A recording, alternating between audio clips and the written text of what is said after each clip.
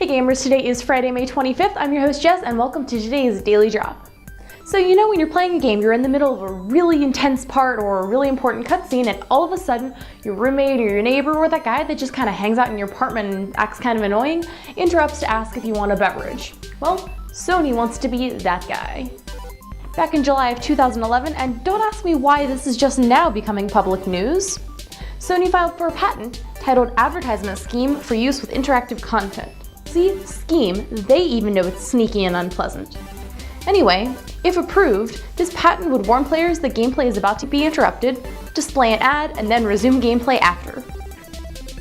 So as crappy as that sounds, I'm not actually too worried about it. See, this is actually a continuation of a patent originally started in 2006 that clearly never came to fruition. But if it ever did, it would pretty much be the worst thing to happen to gaming since they stopped giving you an individual Game Boy case with each game. What am I supposed to do with all these games? They just sat around getting all dusty. But anyway, maybe that extra revenue from these game-interrupting ads would have helped mitigate the economic downturn that apparently hit 38 studios so hard it shut down. Yesterday, employees of the company received a surprise email notifying them of a non-voluntary and non-disciplinary round of layoffs. Supposedly, their debut title, Kingdoms of Amalur Reckoning, was a failure, despite having sold 1.2 million copies in its first 90 days. Meanwhile, other successful companies like CD Projekt celebrated their 1 millionth sale an entire year after the game's launch. But apparently experts had quite ambitiously told 38 studios that they'd need to sell 3 million copies of Kingdoms of Amalur Reckoning within the first 90 days just to break even. Hundreds of talented people are now sadly without jobs, but industry professionals across the country have taken to social media to show their support and advertise job openings in hopes to get these former 38 Studios employees back on their feet.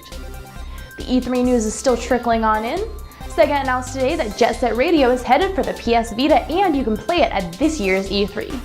In case it was a little bit before your time, this Dreamcast classic was released in 2000. Called Jet Grind Radio in North America due to trademark issues, it opened to rave reviews, and it's known for being the father of cel-shaded games. It wasn't the first to use cel-shaded graphics, but according to many, it was the first to use them well. The Vita version will be released this summer and will include new features that make use of the Vita's control inputs. Once again, SEGA will be showing it off at this year's E3, and they say that it'll be a perfect handheld conversion of the previously announced Xbox Live Arcade and PSN versions. And finally, Sony has uploaded a new gameplay video showing off air combat in Planetside 2 on a massive scale. Planetside 2 is an upcoming free-to-play MMO FPS and the appropriately named sequel to 2003's Planetside. The short video they've uploaded ditches the trendy electronic music so many other trailers have been using lately, and instead orchestrates their air combat demonstration against a backdrop of Ride of the Valkyries. So even though no actual new information has been revealed about the game, you can click right over here to see that minute-and-a-half long adrenaline rush for yourself. And that's your Daily Drop for Friday, May 25th. I'm Jessica Brohard. Be sure to check back every day so we can drop some more news on you at MMOattack.com.